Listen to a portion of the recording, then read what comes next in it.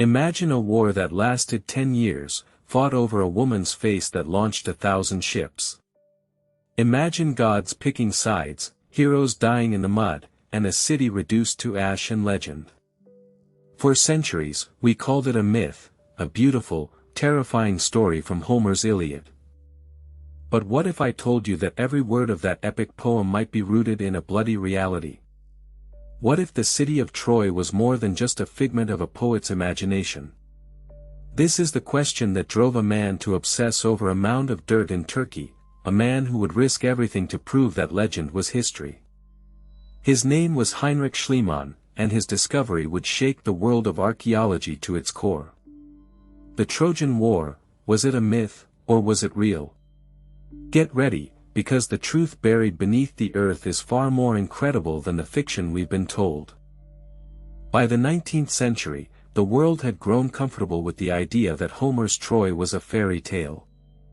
The great empires of Britain and France were busy excavating the wonders of Egypt and Mesopotamia, but they dismissed the Greek epics as pure poetry.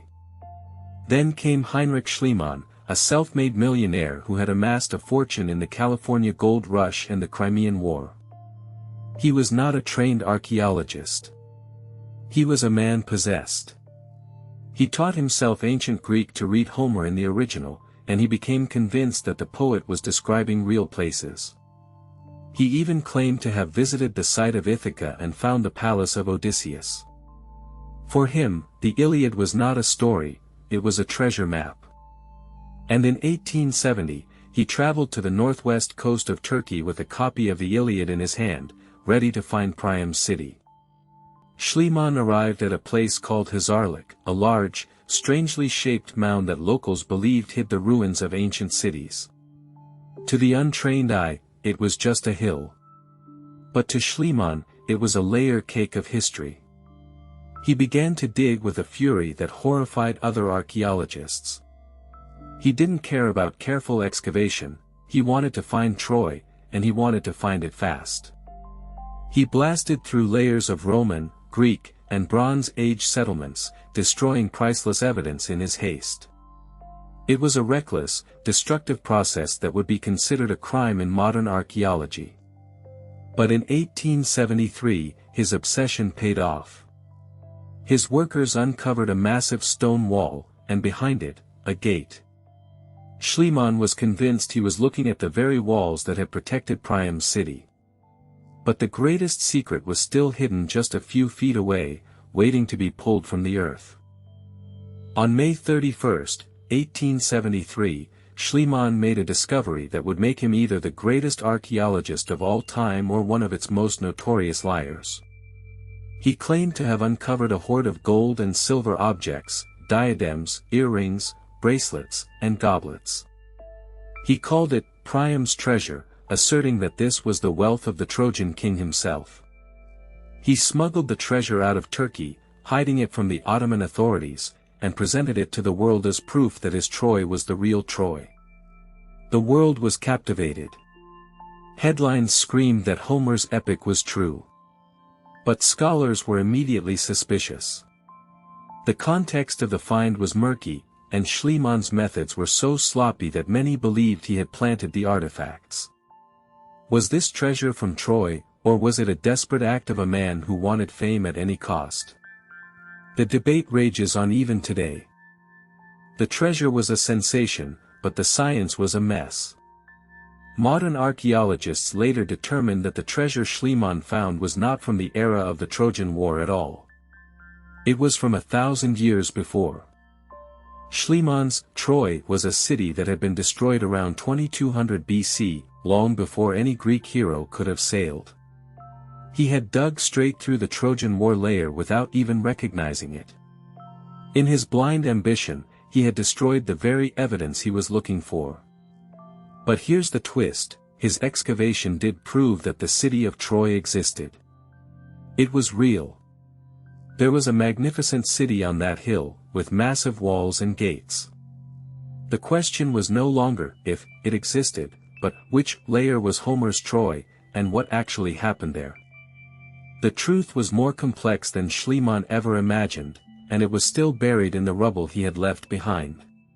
So, we are left with a broken legend and a ruined city.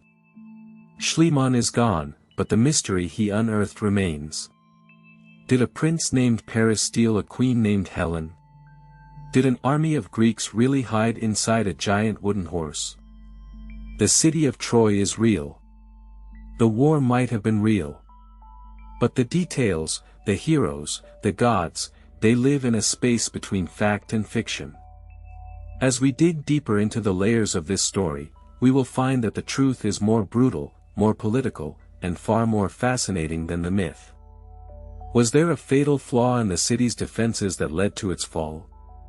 What if the real secret of Troy isn't about love, but about trade routes, power, and a war over the very gateway to the world? The evidence is waiting. And the next clue might be hidden in the blood-soaked legacy of a warrior who was almost immortal. Could the fall of Troy be the echo of a real catastrophe we haven't fully understood yet? If you want to see the truth as we unravel it, hit that subscribe button, because this story is far from over. But Schliemann wasn't just wrong about the treasure, he was wrong about the city itself. He had blasted through layers of history like a bull in a china shop, throwing away anything that didn't glitter. After he left, a new generation of archaeologists arrived with shovels instead of dynamite.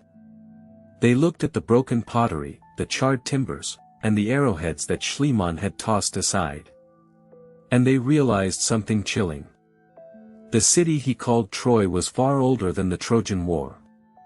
It was a Bronze Age fortress from 2200 BC, wiped out by fire centuries before Helen was even born. But beneath it, deeper in the earth, lay another city, one that matched Homer's description perfectly. Massive walls, towering gates, a palace complex. The real Troy was still there, waiting to be found. Schliemann had been standing on the truth the whole time, but his greed for gold had blinded him to it. The man who finally cracked the code was Wilhelm Dorpfeld, a meticulous German architect who had worked with Schliemann. He didn't care about gold. He cared about stratigraphy, the layers of dirt that tell the story of a city. Dorpfeld found 9 major layers at Hizarlik, each representing a different era of habitation. The layer Schliemann had looted was Troy II, a city from the early Bronze Age. But Homer's Troy, with its wide streets and towering citadel, matched the layer called Troy VI. That city was destroyed around 1250 BC, exactly when the Trojan War was said to have happened. Its walls were over 15 feet thick, built with massive limestone blocks.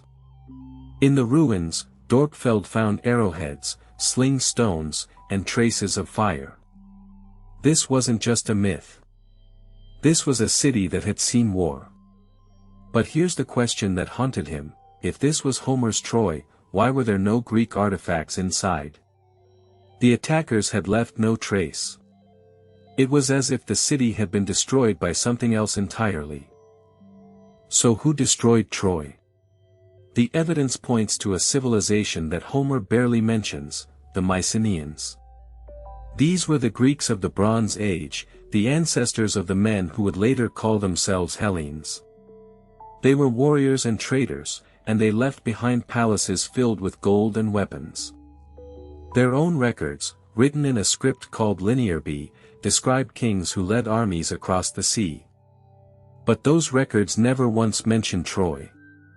Not a single tablet says, "We sacked the city of Ilion." Yet the archaeological record is clear: Troy VI, the city that matched Homer's description, was destroyed by human hands. The arrowheads found in its streets are of a type used by Mycenaean archers. And the fire that consumed it was no accident. But if the Mycenaeans did it, why did they leave no written trace? Why does Homer's epic, written centuries later, tell a story of gods and heroes instead of a simple raid? The answer might lie in how the Greeks remembered their past, not as history, but as legends that explained who they were. But here's where the story takes a turn that Homer never imagined. In the 1980s, a new discovery in Turkey rewrote everything. Archaeologists found a bronze tablet in the ruins of Hattusa, the capital of the Hittite Empire. It was written in cuneiform, and it mentioned a city called Walusa, which scholars believe is another name for Troy. The Hittites were the great rivals of the Mycenaeans, and their records show they had a treaty with the king of Walusa. The tablet even mentions a man named Alexander, who sounds suspiciously like Paris's other name, Alexander. This wasn't myth anymore. This was international politics. Troy wasn't just a city of legend, it was a major power, a kingdom that controlled the sea routes between the Aegean and the Black Sea. Whoever controlled Troy controlled the trade. And the Mycenaeans wanted it. So maybe the Trojan War wasn't about a woman's face that launched 1,000 ships. It was about money. It was about power. And it was about one of the most strategic pieces of land in the ancient world. But if the Trojan War was really about trade and power, what about the wooden horse? That's the part that seems too fantastic to be real. Could a giant wooden horse have actually been used to infiltrate a city? Some historians think yes, but not in the way you'd imagine. They suggest the horse was a siege engine, a tall structure covered in horsehide, used to ram the city walls or as a platform for archers. Others think it was a symbol of a naval vessel, since horses were associated with Poseidon, the god of the sea. But there's another theory, one that's even darker. What if the horse was a deliberate lie, a religious symbol that the Greeks used to mock the Trojans? When the Trojans took the horse inside their walls, they were desecrating their own temple to Poseidon. The gods turned against them. The city fell not because of a trick, but because of sacrilege. That's the kind of story that would survive for centuries, not as a factual report, but as a moral lesson. And that might be the real purpose of Homer's epic, not to record history, but to teach Greeks what happens when you offend the gods. So where does that leave us? The city is real. The war is plausible. But the heroes, Achilles, Hector, Paris, do they have any basis in fact? Or were they invented to give a brutal war meaning? Here's the truth, the Greeks didn't need historical accuracy. They needed a story that explained their identity. And at the heart of that story is Achilles, a warrior whose rage nearly destroyed his own army. But what if Achilles wasn't just a myth? What if his name was a title, given to the greatest fighter of each generation? The Mycenaeans had warrior elites, their graves are filled with swords and armor. The legend of Achilles might be a memory of those warriors, exaggerated over centuries. But his story hides a secret that could change everything. Because Achilles didn't just fight for glory. He had a weakness, his heel. And that weakness tells us something about the real vulnerabilities of the Mycenaean civilization. The same cracks that brought down Troy might have brought down the Greeks themselves. And in the next part, we're going to dig into the greatest warrior of the age, and the fatal flaw that may have cost him everything. If you want to uncover the truth behind the myth, make sure you're subscribed, because Achilles has a secret that will blow your mind. But what if Achilles wasn't just a myth? What if his name was a title, passed down to the greatest warrior of each generation? The Mycenaean graves are filled with swords and armor, evidence of a warrior elite that dominated the Aegean. The legend of Achilles might be a composite memory of those fighters, their stories exaggerated over centuries. Yet, his story hides a secret that could change everything. Because Achilles didn't just fight for glory, he had a weakness, his heel. And that weakness wasn't just a physical vulnerability. It was a metaphor for the cracks in the Mycenaean civilization itself. The same hubris that brought down Troy might have brought down the Greeks. Their fortified palaces, their golden masks, their war machine, all of it was built on a fragile network of alliances and resources. When that network frayed, their world collapsed. The fall of Troy wasn't an isolated event, it was the beginning of the end for the Bronze Age. And so, the story comes to its inevitable, brutal end. It's not a duel under the sun. It's a death in the shadows. Paris, the man who started it all, not a hero, but a prince with a bow. He watches from behind a column as Achilles, the invincible, strides through the ruined temple. An arrow is knocked. The bowstring hums. A single shot, guided not by skill but by the god Apollo himself. The arrow flies, finding the one spot where the hero is mortal, the heel. Achilles collapses, his legend bleeding out into the dust. The greatest warrior of the age is gone, not by a mighty spear, but by a coward's arrow. It's a story that has echoed for 3,000 years. It's a warning about the fragility of power, the danger of pride, and the cruel irony of fate. The invincible hero is undone by the weakest point in his body. And with him dies the last hope of the Achaean army to take the city by force. With Achilles dead, the war is a stalemate. The Achaeans are exhausted, their greatest weapon gone. They can't take the city by assault. So, they do the one thing the Trojans never expected.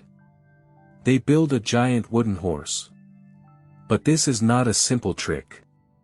It's a desperate gamble, a final act of sacrilegious genius. Think about the engineering. A structure that huge, built in days, using green timber from the surrounding forests. It wasn't just a hollow statue, it was a siege engine, a vessel, and a weapon all in one. The Trojans see it as an offering to Athena, a gift to ensure safe passage home for the Greeks. They see it as a trophy, a symbol of their victory. They drag it through the Scaean gates, tearing down part of their own walls to make it fit. They celebrate, they feast. They think the war is over. But inside the horse's belly, hidden in the dark, are the best warriors of the Achaean army, waiting for the silence of the night and the signal to unleash hell. As the last of the Trojans stumble into a drunken sleep, the trap is sprung. The trap door opens. The warriors drop silently. They kill the guards at the gate and signal the rest of the fleet. The city is on fire. The sound of bronze on bronze, the screams, the crackle of flames, it's a symphony of destruction. This is the night Troy dies. It's a massacre, not a battle. There's no honor, no glory, only the raw, ugly business of annihilation. King Priam is butchered at the altar of Zeus, a final insult to the gods. And what of Helen? She is found, trembling in her chambers, her 10-year nightmare ending not with a rescue, but with a cold, hard look from her husband, Menelaus. He raises his sword, ready to end the life that launched 1,000 ships. But he hesitates. He sees her beauty, and in that moment, all the pain, the death, the years of war, they vanish. He cannot kill her. The war is over. The city is ash. But the story, the myth, is just beginning. When the sun rises, Troy is a smoldering ruin.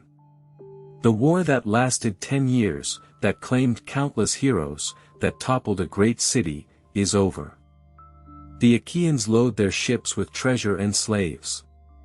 They sail for home, filled with pride, but also with a deep, unsettling guilt. They have won the war, but at what cost? They have plundered a city and desecrated its temples. They have angered the gods. And their journey home is not a triumph, it's an odyssey of suffering. Many will die. Many will lose their ships. Many will never see their families again. The war didn't end when they sailed away. It followed them, a curse that would haunt them for generations. And in the smoking wreckage of Troy, a single figure emerges. Aeneas, a Trojan prince, carrying his aged father on his back and leading his young son by the hand. He escapes the burning city, carrying the last embers of his civilization. He is a man with a destiny, a man who will wander the seas for years, and who will, according to legend, found a new city that will one day rule the world, Rome. So, the epic ends not with a victory, but with an escape. The city is gone, the heroes are dead, and the victors are cursed. But one man, Aeneas, carries the future. He is the bridge between the world of myth and the world of history. The Romans will claim him as their ancestor, and through him, they will trace their lineage back to the gods of Troy. But here's the question that should haunt you: did Aeneas really escape? Or was he a convenient invention? Did the Romans create him to give their empire a noble past, to connect their destiny to the legendary heroes of Homer? And what was the true cost of the war? Was it the fall of Troy, or the birth of Rome? This is the point where myth and history blur into a single, powerful narrative. We've followed the story from a city in ruins to the heart of an empire. But there's one final secret left to uncover, one that connects the fall of a hero to the rise of a legend. Do you want to know how the ashes of Troy ignited the flame of Rome? Then make sure you're subscribed, because in the next part, we're going to follow Aeneas on his journey into the underworld, and a vision of the future that will change everything. Aeneas doesn't look back. He can't. The image of his city burning, of his king dead, of his wife's ghost fading into smoke, it's all seared into his mind. He carries his father, Anchises, on his back, and his son, Ascanius, by the hand. Every step is a prayer, every breath a goodbye. He's not a hero from a song, he's a refugee. He's the last king of a fallen people, and his kingdom is now a memory. The Greeks are looting, burning, and killing. They have no mercy for the Trojans. But Aeneas has something they don't have, a future. He has a destiny that the gods themselves have woven. He heads for the mountains, toward the sound of the sea, and into the unknown. He doesn't know where he's going, but he knows one thing: he will not let the flame of Troy die. But where can a fallen prince go? Troy is gone. The Aegean is ruled by Greek ships. Every port is a trap. Aeneas and his followers, a ragtag band of survivors, old men, women, and children, build a small fleet. They sail east first, to the coast of Anatolia, hoping to find refuge. But they're turned away. They're refugees, and no one wants a refugee. They try to found a city, but a plague strikes, and they're forced to leave. They're searching for a promised land, a place the gods have shown them in dreams and omens. They're searching for a new home, but every step of the way, they're met with hostility and despair. This isn't a glorious adventure, it's a desperate struggle for survival. Aeneas is losing hope. He's starting to doubt the prophecy. He wonders if he's just a madman leading his people to their deaths. Then, they reach the land of Carthage. Aeneas sees it rising from the shore, a new city, full of life and promise. It's a vision of what his own city could be. He meets its queen, Dido, a woman as driven as he is, a woman who has also fled her homeland and built a new life. She welcomes the Trojans, offers them shelter and supplies. Aeneas, exhausted and burdened, finds comfort. He and Dido fall in love. For a moment, he allows himself to forget his destiny. He thinks, maybe this is enough. Maybe this is the home the gods promised. He becomes a consort, a builder, a man of peace. He starts to believe he can escape the weight of his past. But the gods have other plans. They send Mercury, the messenger, to remind Aeneas of his mission. He cannot stay. He cannot build a future with Dido. He has to leave her, and in doing so, he will break her heart. And so, Aeneas makes the most painful choice of his life. He leaves Dido. He sneaks away at dawn, his ships loaded, his men ready. He doesn't say goodbye. He can't. He knows that if he sees her face, he'll never leave. But Dido sees him go. She stands on the walls of Carthage, watching his ships disappear over the horizon. Her heart is not just broken, it's shattered. She curses Aeneas and his descendants. She swears an eternal enmity between her people and his. Then, she builds a pyre, climbs upon it, and takes her own life. This is the moment that will haunt the Mediterranean for centuries. This is the birth of the Punic Wars. The conflict between Rome and Carthage, the bloodiest wars of the ancient world, will be fought because of this one act of abandonment. Aeneas sails on, carrying the weight of Dido's curse, a curse that will follow his descendants to the very gates of their empire. But Aeneas's journey isn't over. It's just beginning. He sails to Sicily, to the land of the Cyclops, where he sees the remains of Greek cruelty. He stops in Italy, at the city of Cumae. Here, he finally understands his destiny. He is not meant to find a home, he is meant to build an empire. He descends into the underworld, guided by the Sibyl, a prophetess of Apollo.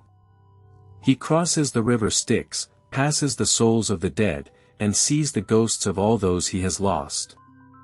He sees Dido, still bearing the wound he gave her.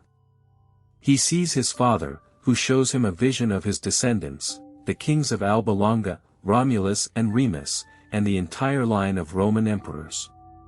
He sees the future of the world, and it is his future. This is the moment the myth becomes history. This is the moment the ashes of Troy ignite the flame of Rome. So, this is the legend. Aeneas, the Trojan prince, becomes the father of the Roman people. But is it true? Did he really descend into the underworld? Or is this a story the Romans told themselves to justify their power? Here's the unsettling truth, the Romans didn't just believe this myth, they used it. They built their identity on it. Julius Caesar claimed descent from Aeneas. Augustus, the first emperor, built his entire reign on the promise of a new golden age, a promise rooted in this myth. The Aeneid, written by Virgil, was commissioned by Augustus to glorify his rule. It's a brilliant piece of propaganda, but it's also a profound meditation on the cost of empire. So, was Aeneas real? Probably not. But the idea of Aeneas is more powerful than any single man could ever be. He's a symbol. He's the eternal refugee who becomes the founder. He's the man who carries the ashes of his home and turns them into a world power. And the question that remains, the one that should keep you up at night, is this: what will your ashes build? What will your story become? And who will be the one to tell it? That's the real power of myth, and it's the power we're about to explore next.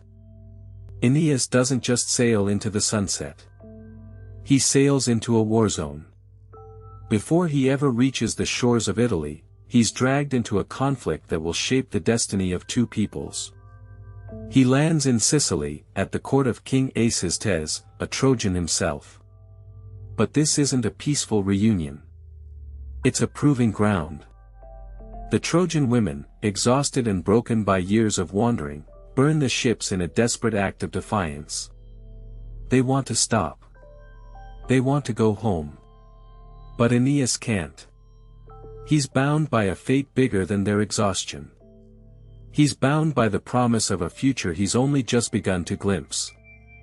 This is the moment that defines him. This is the moment he chooses destiny over desire. But the burning ships are a warning. They're a sign that his people are fracturing. Aeneas realizes he can't lead a fleet of ghosts. He needs a mission. He leaves the weary and the weak behind in Sicily, founding the city of Acesta. It's a brutal decision, a necessary amputation. He sails on with the strongest, the most loyal, and the most determined. They stop at Cumae, a place that feels charged with the presence of the divine. Here, Aeneas seeks out the Sibyl, a prophetess who guards the gates of the underworld. This is where the myth takes a terrifying turn. He doesn't just want to know the future. He wants to walk into the land of the dead. He wants to see his father again. And he's willing to risk everything, even his soul, to do it. The descent into the underworld is not a metaphor.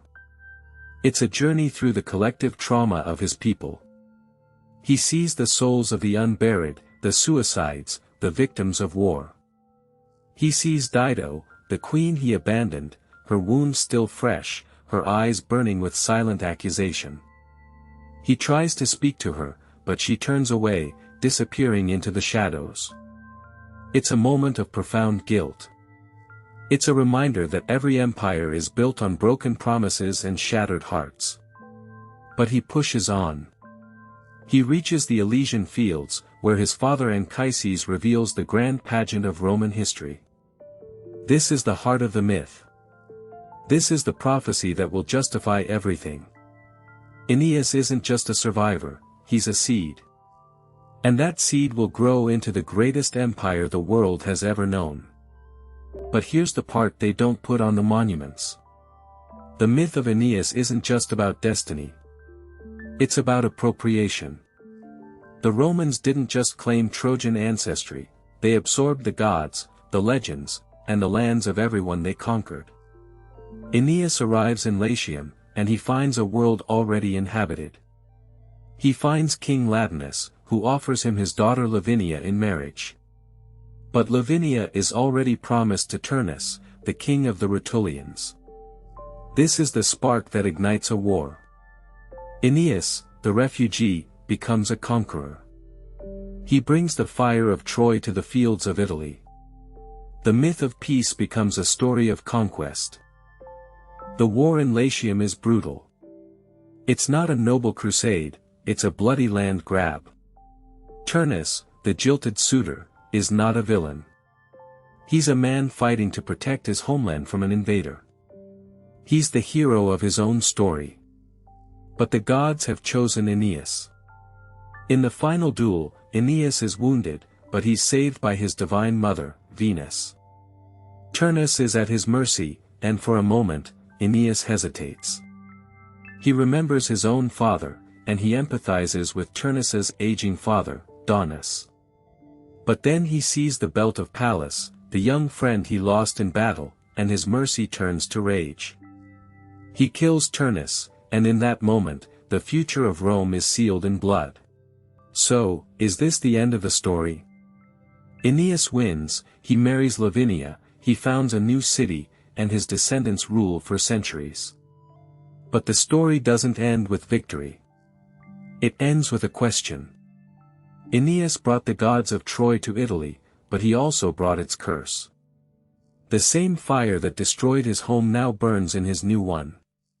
The myth of Aeneas is a story about the cost of building something from ashes. It's about the violence that is always the foundation of a new order. And it leaves a shadow over everything that follows. For the next part of our journey, we need to ask, what happened to the people who were already there? What happened to the Etruscans, the mysterious civilization that ruled Italy before Rome? Did they merge with the Trojans, or were they erased from history? Did the gods of Aeneas truly come from Troy, or did they have older, darker roots? And what of the city of Alba Longa, the first city founded by Aeneas's son? What secrets are buried there? You'll want to hit subscribe for the next chapter, because the ashes of Troy are just beginning to stir. But what if the real story of Italy was never about Trojans at all? What if the true natives, the people who actually built the foundations of this land, were a civilization so advanced, so mysterious, that even the Romans were terrified of them? We're talking about the Etruscans. They didn't come from burning Troy. They emerged from the heart of Italy itself, and their culture was older, richer, and stranger than anything Aeneas could have brought. They built underground tombs that looked like houses, with painted walls and carved stone beds. They had a language that still resists translation. And they had a dark secret, a ritual practice that would become Rome's most shameful inheritance. Before we accept Virgil's beautiful story, we have to dig into the dirt of the city that came before. Because the truth about Rome's foundation isn't written in epic poetry. It's written in blood, and it's buried beneath the Forum. The Etruscans were the undisputed masters of Italy for centuries before a single Roman legion ever marched. They were master engineers who drained the swamps and built vast underground sewers that still work today. They were master metalworkers, crafting gold jewelry so intricate it defies belief. But their most terrifying legacy is their obsession with the afterlife. Their tombs were not just burial chambers, they were entire cities of the dead, filled with wall paintings of banquets, dances, and terrifying demons. They believed in a grim underworld, ruled by a god named Ida and a goddess named Persephone. And they had a custom that would chill your blood, human sacrifice. Not occasionally, but as a regular ritual, a way to appease their bloodthirsty gods. When the Romans later encountered these practices, they were horrified. Yet, they adopted so much else from these people. The question is, why? One of the most shocking discoveries in Etruscan history came from the city of Tarquinia. In 2004, archaeologists unearthed a tomb that had been sealed for 2,600 years. Inside, they found a warrior prince, lying on a stone bed, his armor still gleaming. But next to him, they found the body of a young boy. The boy had been brutally killed. His chest was crushed, and there were clear signs of a ritual killing. This wasn't a murder. It was a sacrifice. And the prince wasn't just being buried with a servant, he was being provided with a companion for the afterlife. This wasn't a random act of violence. It was a deeply religious belief, a belief that death required a toll. This practice, this blood-soaked faith, is what the Romans were dealing with when they began to expand. They were surrounded by a civilization that they both admired and feared. So, what happened when Rome and Etruria clashed? It wasn't a single war. It was a slow, relentless process of conquest that spanned over a century. The Romans didn't just defeat the Etruscans in battle, they systematically dismantled their civilization. They destroyed their cities, seized their lands, and enslaved their people. The city of Veii, Etruria's greatest rival, was besieged for 10 years before it finally fell in 396 BC. When it did, the Romans didn't just take the city. They massacred the inhabitants. They sold the survivors into slavery. They even took the statue of the Etruscan goddess Uni and brought her to Rome, where she was worshipped as Juno. The Etruscan identity didn't just disappear. It was deliberately and violently erased. But Rome couldn't erase its own past. Because long before Aeneas was a name in a poem, the city of 7 hills was just an Etruscan settlement. But the Etruscans didn't just vanish. They left behind a deep and lasting mark on Rome. The Romans' most iconic symbols, their very identity, were stolen from their defeated enemy. The toga, that symbol of Roman citizenship. It was an Etruscan garment. The fasces, the bundle of axes carried by Roman magistrates as a symbol of power. That was an Etruscan emblem, used by their kings. Even the idea of the gladiator, the blood sport that defined Rome, began as an Etruscan funeral ritual. They believed that the blood of dying men could honor the dead. So, the next time you hear about Rome's glorious history, remember this: the foundation wasn't laid by Aeneas and his noble Trojans. It was laid by the Etruscans, a people Rome had to destroy to become great. Their gods became Roman gods. Their rituals became Roman rituals. Their story was written out of history, and replaced with a more comfortable myth. But the bones are still there, buried beneath the streets. So, what was the real cost of Rome's glory? The Etruscan civilization, with its mysterious language, its profound art, and its terrifying rituals, was systematically destroyed. They weren't just conquered, they were erased. Rome didn't just win a war, it committed cultural genocide. The story of Aeneas was a brilliant piece of propaganda, a way to give Rome a glorious, mythological past. But the truth is far darker. Rome was built on the ashes of a civilization that was just as advanced, and perhaps even more spiritual. And that legacy, that blood, is in the very soil of the city. We can still see it in their art, in their architecture, and in the very idea of Roman power. The Etruscans are gone, but they are not silent. They whisper from their painted tombs, asking us to remember what was lost. And they ask a question that still haunts Italy today: was the world better off for what Rome did? Or did we lose something irreplaceable when the last Etruscan city fell? That is the secret buried beneath the Forum. But there is one more piece of this puzzle: a city founded by Aeneas's own son, Alba Longa. What if the secrets of the Trojans' true origins, and the Etruscans' darkest rituals, are both waiting there? To find out what happened to Alba Longa, and the truth about Romulus and Remus, you'll have to stay with us.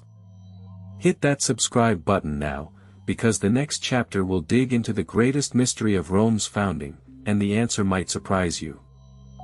But what if Aeneas never reached Latium at all? What if his journey is another layer of myth, crafted centuries later? The Etruscan legacy was real, the bones are in the ground. But the Trojans' journey?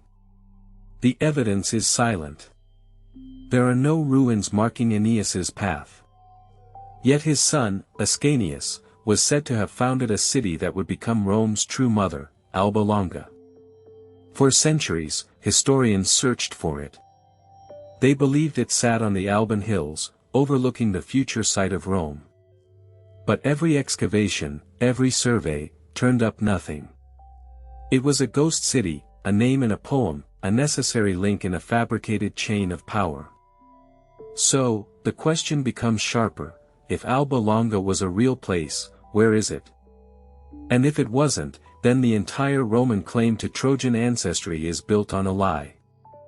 The silence from the Alban hills is deafening. But in the 1970s, a farmer plowing a field near Castel Gandolfo hit something hard. It wasn't a rock. It was a carved stone, part of a massive wall, buried for millennia. Excavations began, revealing a city that had been deliberately destroyed. The walls were toppled, the gates burned, and the houses reduced to ash. This wasn't a natural disaster, this was a systematic annihilation. The archaeologists dated the destruction to the 7th century BC. And there, under the rubble, they found pottery and inscriptions that didn't match the local Latin style. They were Etruscan. But this city was supposed to be Alba Longa, the Trojan colony, the mother of Rome. So why was it so thoroughly Etruscan? The discovery didn't answer the question, it just made the mystery deeper. This wasn't just another discovery, it was a political earthquake.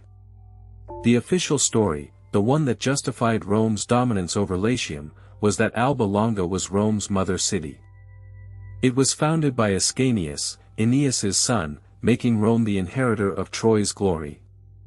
But this city, with its Etruscan soul, told a different story. It suggested that the people of Latium weren't Trojan immigrants, but a local blend, deeply influenced by their Etruscan neighbors. The Roman historians who wrote about Alba Longa described it as a city that was destroyed by Rome in a war, and its population forcibly moved to Rome. The destruction layer we found matches that. But they claimed it was a war between brothers. What if the truth is darker?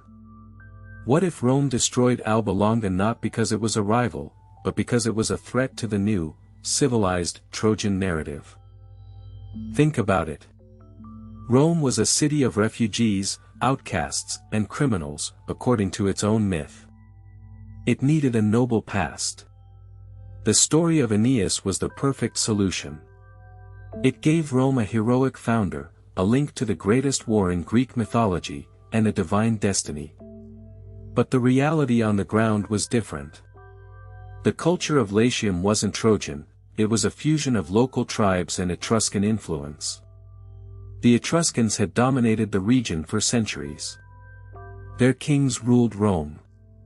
Their language was the language of power. By claiming descent from Troy, Rome was able to separate itself from its Etruscan past, to present itself as something new, something superior. The destruction of Alba Longa wasn't just a military victory, it was the erasure of a rival narrative. It was Rome killing its own mother to be reborn as something else entirely. But if Alba Longa was so thoroughly destroyed, and its people assimilated, how do we know it even existed? The only accounts we have were written by Romans, centuries after the fact. The list of its kings, the details of its founding, all of it comes from a single source, Roman propaganda. It's a perfect circle. They wrote the history, they destroyed the evidence, and they controlled the narrative. But the soil doesn't lie. The ash layers at Castel Gandolfo are real. The Etruscan inscriptions are real. And they scream of a different story. They speak of a city that was a vibrant center of its own, not a mere waypoint for a mythical hero. The question isn't just, was Alba Longa real? The question is, why was it so important to Rome to make us believe in it? The answer lies not in what Rome said, but in what it did. In the 8th century BC, Rome was a small village. By the 4th century, it was a regional power. To achieve that, it needed resources, people, and, most importantly, a unifying story. The legend of Aeneas and the destruction of Alba Longa provided that story. It justified Rome's wars of expansion. It portrayed Rome as the rightful heir to a great civilization, destined to rule. But the ruins whisper a more brutal truth. Rome didn't inherit greatness, it stole it. It erased its Etruscan mother and replaced her with a noble Trojan father. The secret of Alba Longa isn't just about an ancient city. It's about the very foundation of Roman identity. It's a lie that became the truth. And that lie, that ambition, would eventually bring Rome to the brink of ruin. But that's a story for another time. The question that remains is this: if Rome was built on a lie, what else was it built on? The answer, hidden in the blood-soaked ruins of Alba Longa, is the key to everything. What if the city's true legacy wasn't in its founding, but in the survivors who fled its destruction? What if they carried a secret that would one day challenge Rome's very existence? To uncover what happened to the refugees of Alba Longa and the truth about the birth of the Roman Republic, you'll have to stay with us. Hit that subscribe button now, because the next chapter will uncover a conspiracy that rewrites the foundation of Rome. But every empire has its mother, and Rome's mother was a lie. To understand how deep that lie goes, we have to stop looking at the Tiber River and turn our eyes back east, to the world that supposedly birthed Aeneas. The world of the Greeks, the world of the Mycenaeans.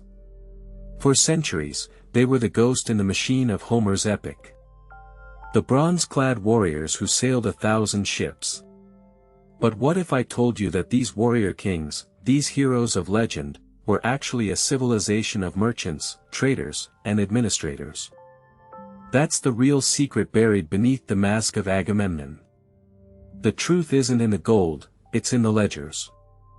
And the ledgers tell a story that Homer never dared to sing. A story of profit, loss, and a war that was never about a woman's face.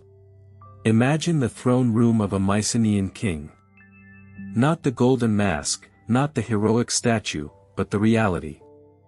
You'd see not just warriors, but scribes. Men hunched over wet clay, meticulously recording every bushel of wheat, every goat, every shipment of bronze. These were the architects of the Mycenaean world, not the poets. And their records, the linear B tablets, reveal a chilling truth. There is no mention of Achilles, no mention of Hector, no epic poem. Instead, we see a bureaucracy obsessed with efficiency. The palaces of Mycenae, Tiryns, and Pylos were not just fortresses, they were corporations. And like any corporation, they needed resources. They needed copper and tin to make bronze. And the only way to get those precious metals was through trade routes that passed through a single, strategic choke point, the Aegean Sea. A sea dominated by a city that was growing too powerful, too rich, and too much of a threat. A city called Troy.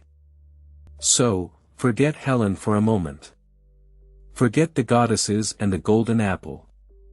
The Trojan War, if it happened, was the most logical business decision of the Bronze Age.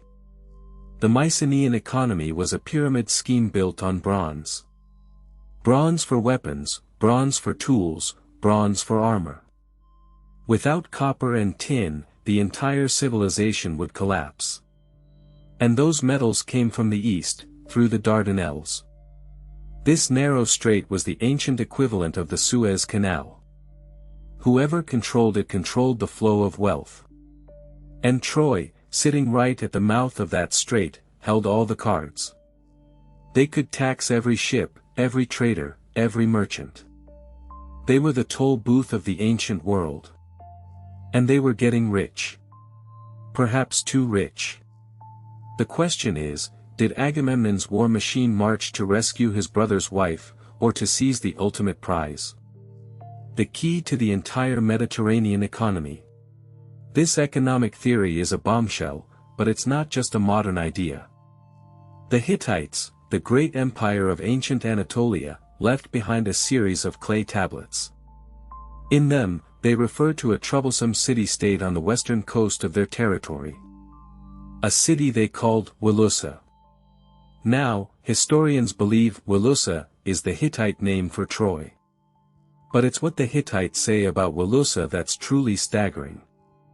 They describe political instability, conflicts with the Greeks, and one letter even mentions a dispute over a man named Alexandru. Sound familiar? That's almost a match for Alexandros, another name for Paris. The Hittite texts don't mention a Trojan horse or an Achilles, but they do confirm one thing: there was a powerful city in that exact location, and it was in constant conflict with the Mycenaeans. The myth wasn't the history. The history was the conflict. So if the Hittites are talking about real conflicts, could the Trojan War itself be a memory of a real campaign? In the 1960s, a German professor named Joachim Latax made a controversial claim: the Trojan War was a historical event, a commercial war fought for control of the Dardanelles. But he went one step further. He said that catalogue of ships in the Iliad, the long list of Greek kings and their fleets, was not poetic invention. It was a genuine piece of Mycenaean political geography. According to Latax, it was an administrative document, a roll call of a coalition, repurposed by Homer for his epic. If he's right, then the Iliad isn't just a poem.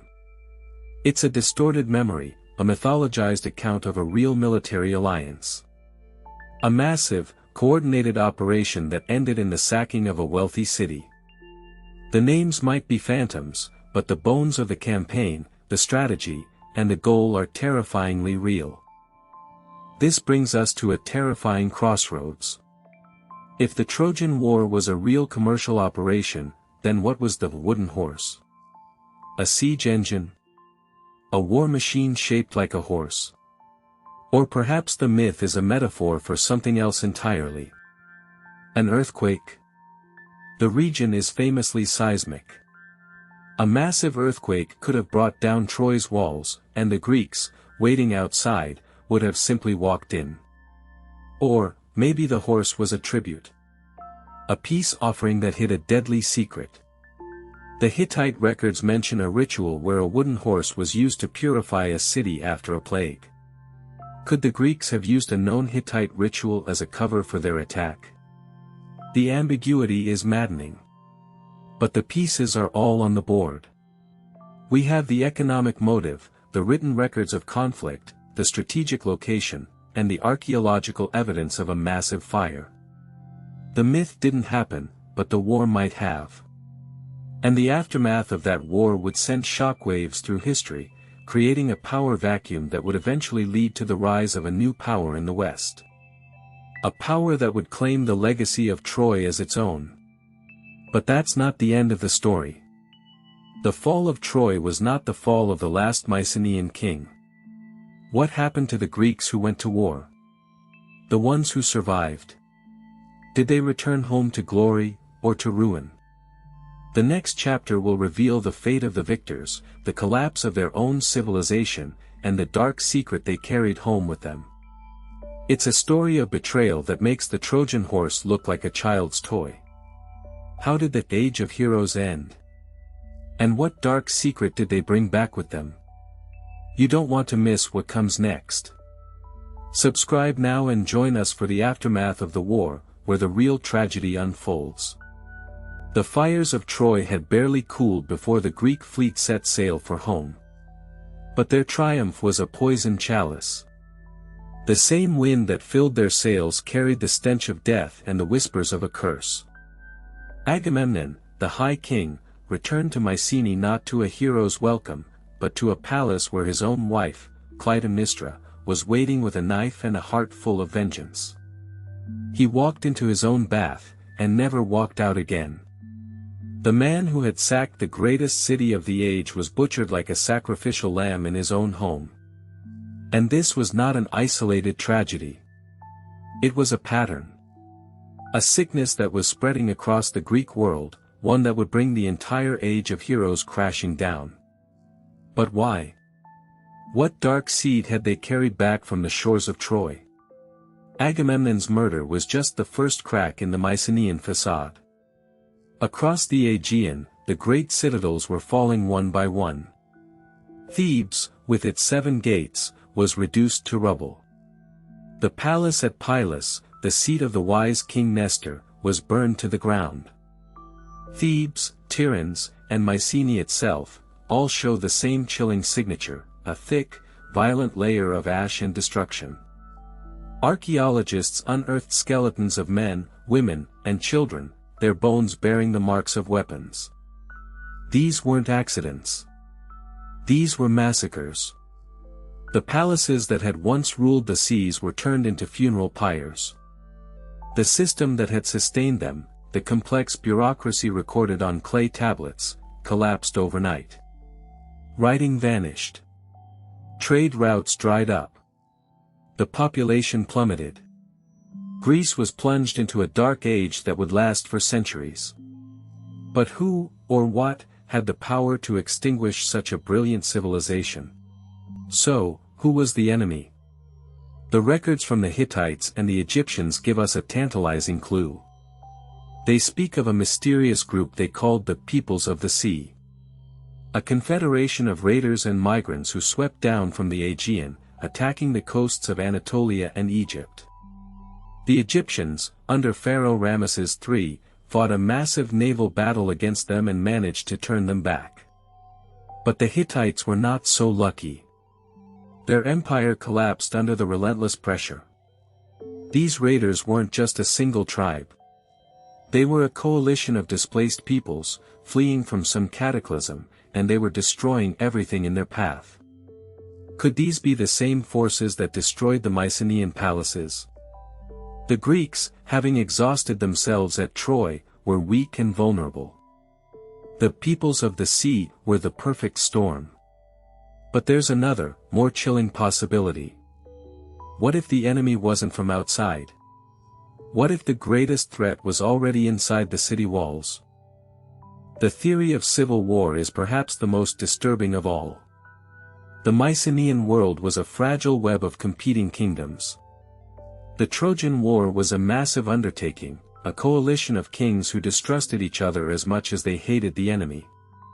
When they returned home, they didn't return as friends. They returned as rivals. The riches and glory they had won were quickly spent. The power vacuum left by Agamemnon's death ignited a bitter struggle for supremacy. The great citadels, built for defense against external enemies, became the stages for bloody internal conflicts. The massive walls of Tiryns and Mycenae, which had stood for centuries, were breached and burned, not by foreign invaders, but by the armies of rival Greek kings. The palace of Nestor at Pylos, a name synonymous with wisdom, was destroyed so completely that its very memory was lost for 3,000 years. It wasn't a single catastrophe. It was a slow, agonizing suicide. The age of heroes ended not with a single blow, but with 1,000 cuts from the same poisoned blade. And then, there's the final, most terrifying possibility. A system collapse. The Mycenaean economy was a complex, top-heavy machine. It relied on a delicate balance of trade, tribute, and a massive bureaucracy. The Trojan War was a huge expense. It drained the treasuries and demanded the labor of thousands of men. When they returned with less plunder than expected, and found their lands and trade routes disrupted, the whole system began to fail. The tablets of Pylus, which were being baked in the fire that destroyed the palace, show a frantic, last-minute effort to pay wages, provide rations, and prepare for an attack. They reveal a world on the brink, desperately trying to hold itself together. But the machine was too fragile. The loss of a single shipment of bronze, a single failed harvest, a single rebellion could tip the balance. The collapse wasn't a single event. It was a cascade of failures, a domino effect that started with a war in a distant land. The age of heroes wasn't murdered. It died of a slow, systemic failure, a heart attack caused by its own success. So, the victors of Troy returned to a world that was already crumbling. The age of heroes was over, but its memory refused to die. The stories of Achilles, Agamemnon, and Odysseus were passed down from generation to generation, sung by poets in a world of poverty and ruin. These weren't just tales of adventure. They were a golden echo of a lost world, a world of immense wealth and power, a world that had destroyed itself. The collapse of the Mycenaeans created a power vacuum, and into that void stepped a new people, the Dorians. But they were not the only ones. From the ashes of the Bronze Age, a new world was being forged. A world that would look back at the heroes of Troy and see not just warriors, but the architects of their own downfall. The question is, was the Trojan War the beginning of the end, or was it merely the final, fatal symptom of a civilization that was already doomed? And how did the memory of this great catastrophe come to shape the identity of a new civilization that would rise from the ruins? Picture the beach of Troy, but not as a battlefield. Picture it as a funeral pyre. 10 years of war had ground the Greek army down, but it wasn't the Trojans who were killing them now. It was a plague. An invisible enemy sent by Apollo, his silver bow raining down pestilence and fever. The camp stank of death, not from battle wounds, but from sickness. Men died in their sleep, their faces twisted in agony.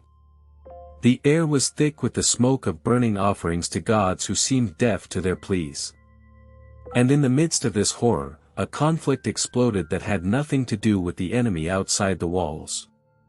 Agamemnon, the High King, was forced to return his war prize, a girl named Chryseis, to her father, a priest of Apollo. But his pride was wounded, and his arrogance demanded a replacement. He set his eyes on the one prize he couldn't take by force without breaking the army apart, Briseis, the captive woman of Achilles. This wasn't a war over Helen anymore. This was a war over ego. When Agamemnon's heralds came to Achilles' tent to take Briseis, they weren't just taking a woman. They were taking a piece of his honor, his time, the very currency of a hero's worth. Achilles didn't kill the heralds, which would have been an act of open rebellion. He did something far more dangerous. He let them take her. But he made a choice that would doom thousands. He withdrew from the fight. He sat in his tent, nursing his wounded pride, and he prayed to his mother, the sea goddess Thetis, to convince Zeus to turn the tide of battle against the Greeks. He asked for the one thing that would make Agamemnon suffer. He asked for the Greeks to start losing. This wasn't strategy. This was spite. The greatest warrior of his generation chose to let his comrades die, not because he was a coward, but because his pride was wounded. This is the heart of the Iliad. It's not a story of glory. It's a story of a petulant rage that has the power to burn down a world. And the world it was about to burn was his own. And so, the war changed. Without Achilles, the Greeks were no longer an unstoppable force. They were just an army, fighting a desperate war. The Trojans, led by the mighty Hector, pushed them back to their ships. The beach, which they had won with blood and steel, was now a killing field for the Greeks. Agamemnon, in his desperation, sent an embassy to Achilles. He offered him a fortune in gold, women, and even the return of Briseis. He offered him land and power. He offered him almost everything he owned. But he didn't offer an apology. He didn't admit he was wrong. And that was the one thing Achilles wanted. He refused. He sat and watched as his fellow Greeks were slaughtered, as the Trojans set fire to the first ships. He watched as the war he had come to win was being lost. The question isn't who was the better warrior. The question is, who was the better man? Agamemnon, the king who couldn't admit his mistakes, or Achilles, the hero who would let his own people die to prove a point? It's a question that has no easy answer, and it's a question that would define the next, most brutal phase of the war. The desperation reached its peak when Hector broke through the Greek wall and set fire to one of their ships. The flames were a signal of total defeat. Patroclus, Achilles' dearest friend, his cousin, his brother-in-arms, could not stand it anymore. He put on Achilles' armor. He took Achilles' men, the Myrmidons, and he led them into battle. The ruse worked. The Trojans thought Achilles had returned, and they fled in terror. Patroclus drove them back from the ships, saving the Greek army from annihilation. But he got carried away. He chased the Trojans all the way back to the walls of their city. And there, he was confronted by Hector, and with the help of the god Apollo, Hector killed him. He stripped the armor from his body, the armor of Achilles, and wore it as a trophy. The news of Patroclus' death hit Achilles like a physical blow.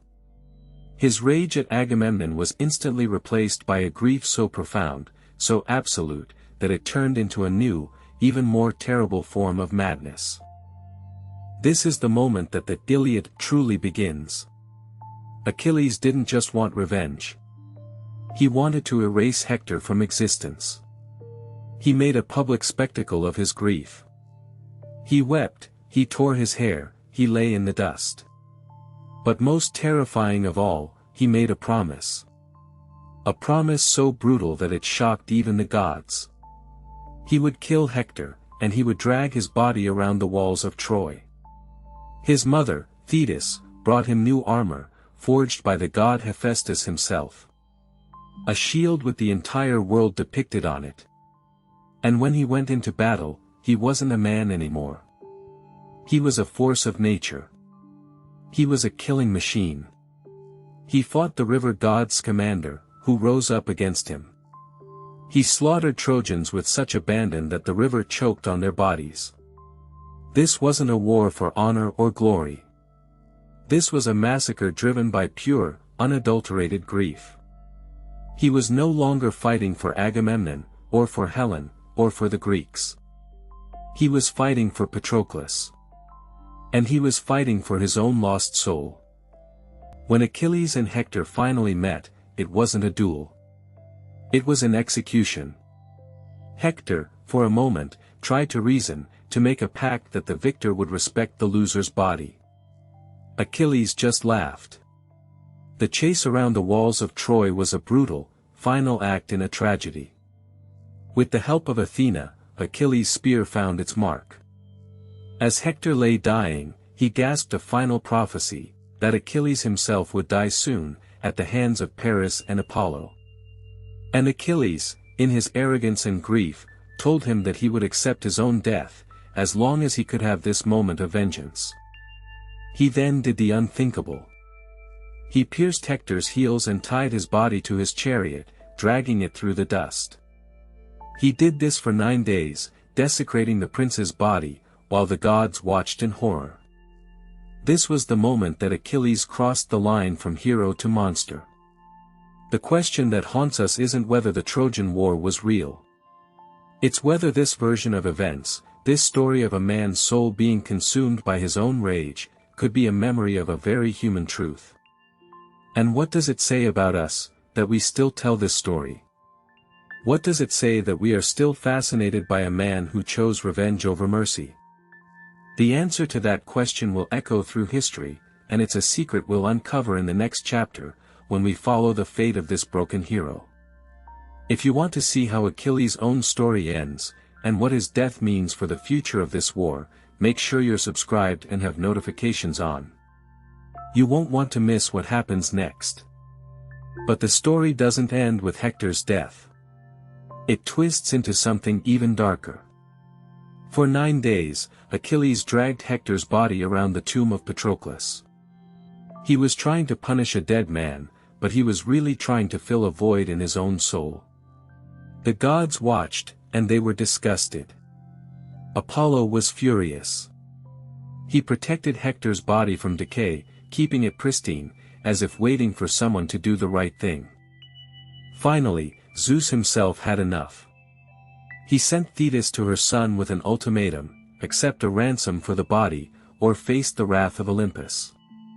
But even that wasn't enough to break through Achilles' wall of grief. It wasn't until a messenger, guided by the gods, appeared at the edge of the Greek camp that the real test began. A king, old and broken, was making his way through enemy lines, not with an army, but with a single cart full of treasure. He was coming to face the man who killed his son. And he was coming alone. That king was Priam. He had lost 50 sons in this war, but Hector was the one who held the city together. Now, he was prepared to lose his own life to give his son a proper burial. He crossed the battlefield, guided by the god Hermes, who disguised himself as a Mycenaean soldier. The old king walked into the lion's den, his heart pounding, his hands trembling. When he entered Achilles' tent, he didn't beg. He didn't plead. He simply knelt before the man who had butchered his family, took his hands, and kissed them. Those hands, still stained with the blood of his son.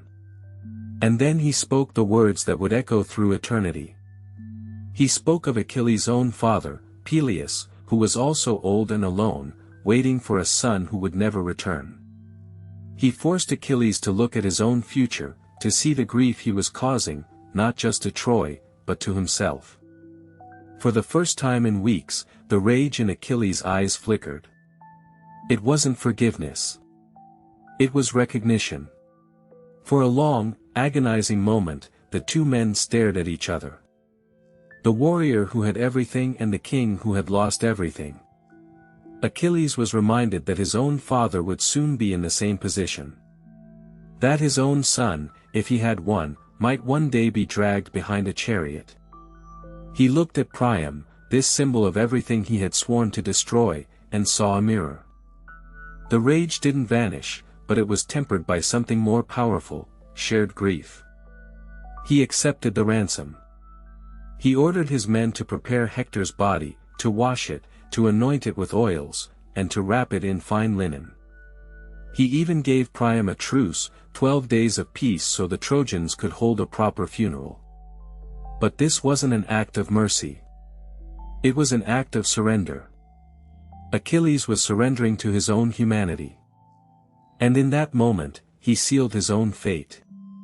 By letting go of his rage, he let go of the one thing that was keeping him alive. The gods had seen enough. The scales were tipping, and the next chapter would not be kind to the son of Peleus.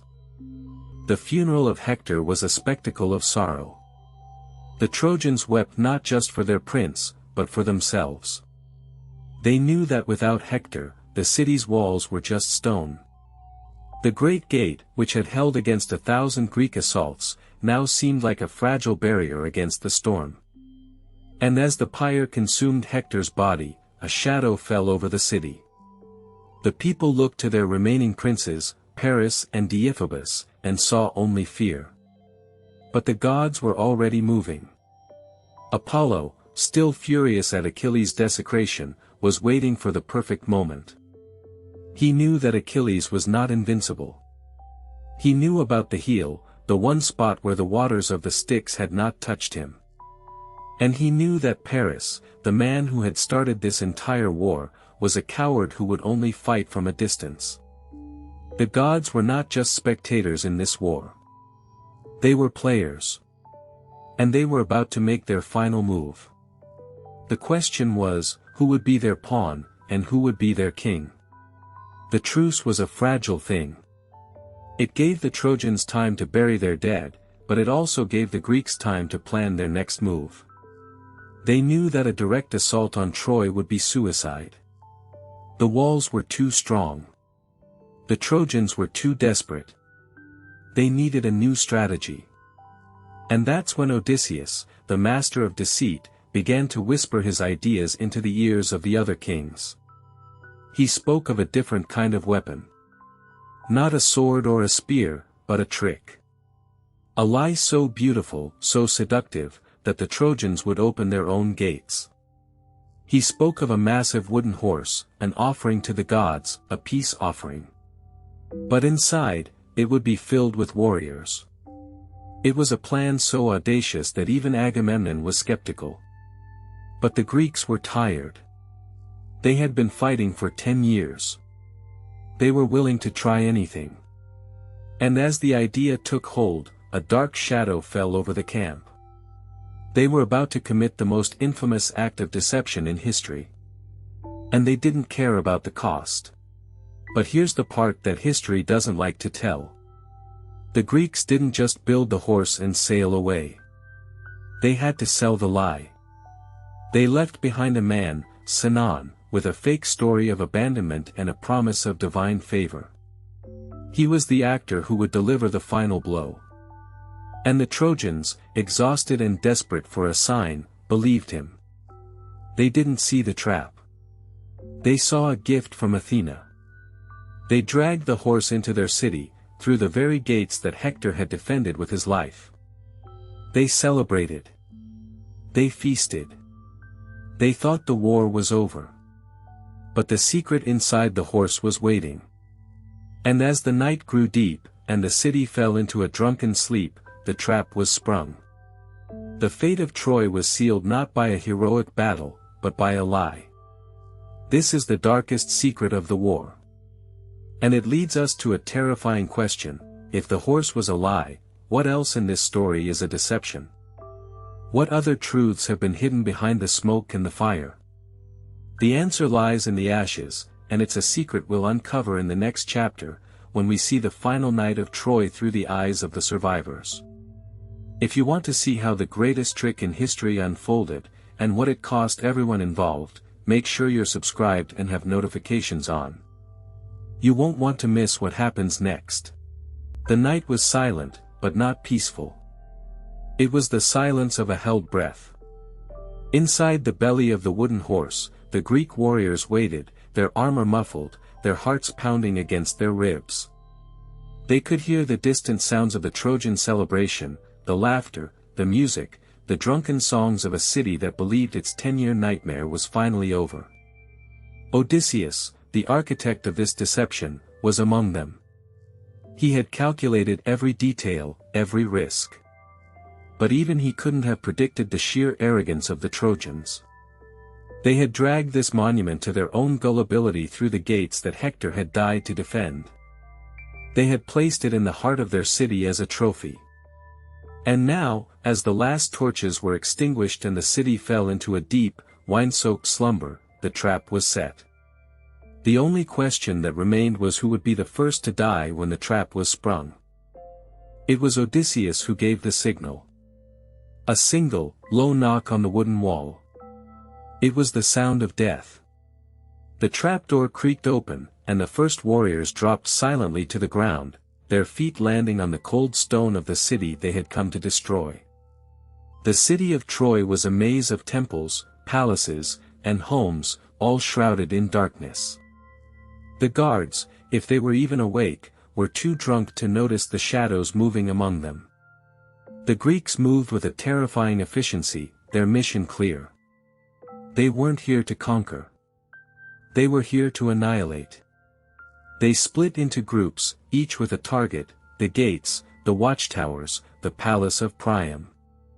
Their goal was to open the city to the main Greek army, which had sailed back under the cover of darkness, waiting just off the coast for the signal. The signal was a single flame raised from the altar of Athena. And when it rose, the night would turn into a lake of fire. The first screams were not of battle, but of confusion. A Trojan man stumbled out of his home, still rubbing the sleep from his eyes, and was met with the edge of a Greek sword. He didn't even have time to cry out a warning. The massacre had begun. It wasn't a battle, it was a slaughter. Greek soldiers, fresh and ruthless, poured through the open gates, meeting their comrades who had been inside the horse. They swept through the city like a tide of bronze and iron. They showed no mercy. Men were cut down in their doorways. Women were dragged from their beds. Temples were looted, their sacred statues smashed. The city that had stood for centuries, that had defied the greatest army of the age, was being unmade in a single night. And at the center of it all, the great wooden horse stood as a silent, monstrous monument to the Greeks' greatest triumph and the Trojans' most fatal mistake. In the heart of the palace, King Priam, the last ruler of Troy, was not hiding. He was an old man, but he was still a king. He had watched his city fall, and he knew his own fate was sealed. He made his way to the altar of Zeus, hoping to find some final semblance of divine protection. But the gods were silent this night. It was there that Neoptolemus, the son of Achilles, found him. The young warrior was a storm of rage, his father's fury reborn without his father's restraint. He grabbed the old king by his hair and, ignoring Priam's pleas for mercy, drove his sword into his side. The king of Troy didn't die like a hero. He died like a sacrifice, his blood pooling on the stone floor of his own palace. And with Priam's death, the last symbol of Trojan resistance was gone. The city was no longer fighting. It was only dying. But not all Trojans were caught in the horror of the massacre. Some were still fighting. Aeneas, a prince of Troy, had seen the flames from his home and knew instantly what had happened. He didn't rush to defend the walls, he knew that was hopeless. Instead, he rushed to save what was most precious to him, his father, Anchises, and his young son, Ascanius. He found his father, an old man unwilling to leave his home, and practically carried him out, with his son clinging to his hand. They moved through the burning streets, past the bodies of their neighbors, past the temples of their gods, all in ruins. Aeneas was a warrior, but this wasn't his battle to win. It was his battle to survive. He was escaping not just the flames, but the weight of an entire civilization that had just been erased from the world. And as he reached the city walls, he looked back one last time. His city was a pyre. And he knew, in that moment, that his life's purpose had changed forever. He was no longer a defender of Troy. He was the carrier of its ashes. By dawn, the city of Troy was a smoldering ruin. The great walls were broken, the temples were ashes, and the streets were choked with the dead. The Greeks had won, but their victory was hollow. They had spent 10 years of their lives for this. They had lost brothers, fathers, and friends. And for what? A city that was now nothing but a memory. The spoils of war were heavy, but the cost was heavier. As the smoke cleared, a new, more terrifying question arose from the silence. What had the Greeks become? They had entered this war as heroes, chasing glory. They were leaving it as butchers, drenched in the blood of innocents. The gods had watched the entire horror unfold. And now, they were turning their backs on the very men they had once favored. The Greeks had destroyed Troy, but they had also destroyed something inside themselves.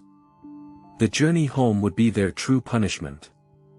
And for one Greek king, the punishment would be more terrible than death itself. He would face a storm, a curse, and a homecoming that would make the fall of Troy seem like a small tragedy. But who was this king, and what was his crime? The answer is a tale of arrogance and wrath that will shake you to your core. If you want to discover which Greek hero was doomed to wander the seas for 10 more years and what awaited him when he finally reached his home, then you need to stay with us. Subscribe and turn on notifications so you don't miss the next chapter, where we uncover the terrible price of victory. The fires of Troy had barely cooled, but for the Greeks, the true nightmare was just beginning. They had won the war, yes, but the gods were far from finished with them. As their black ships cut through the wine-dark sea, the sky began to churn. This was no ordinary storm sent by Zeus. No, this was a personal vendetta.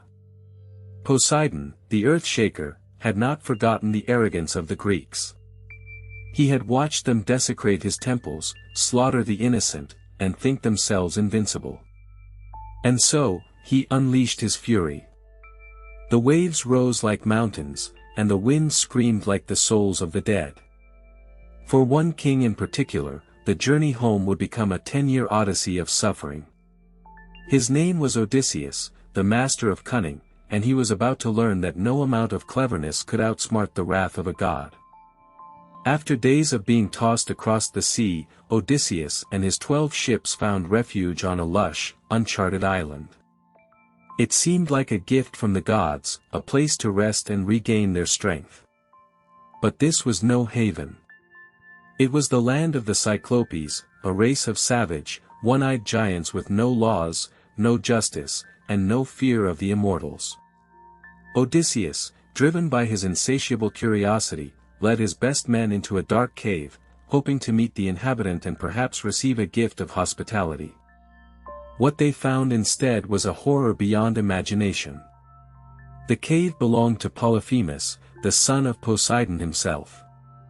When the giant returned, he sealed the entrance with a boulder so massive that not even 20 oxen could move it. And then, he began to eat his guests. He grabbed 2 of Odysseus's men, smashed their heads against the rock, and devoured them raw. The others watched in frozen terror, knowing they would be next. But Odysseus was not a man to be defeated by fear. His mind was his greatest weapon. He offered Polyphemus a powerful, unmixed wine, a gift so potent that it could tame even a beast. The giant, a slave to his appetites, drank it greedily and soon fell into a drunken stupor. In that moment, Odysseus and his men took a sharpened olive stake, heated it in the fire until it glowed red-hot, and drove it deep into the Cyclops' single eye. The monster's scream was so loud it shook the very island. He tore the stake from his ruined eye, but it was too late. He was blind, and his rage was uncontrollable. He groped wildly around the cave, but Odysseus and his men clung to the undersides of his massive sheep. When the other Cyclopes came to his aid, Polyphemus shouted that nobody was hurting him, so they left him alone. In the morning, when he let his flock out to graze, he felt their backs. But he never felt the men clinging beneath their woolly bellies. They escaped the cave, but Odysseus's triumph was short-lived. As his ship pulled away, his pride got the better of him. He shouted his real name to the blinded giant, a fatal mistake. Polyphemus, enraged and in agony, prayed to his father, Poseidon.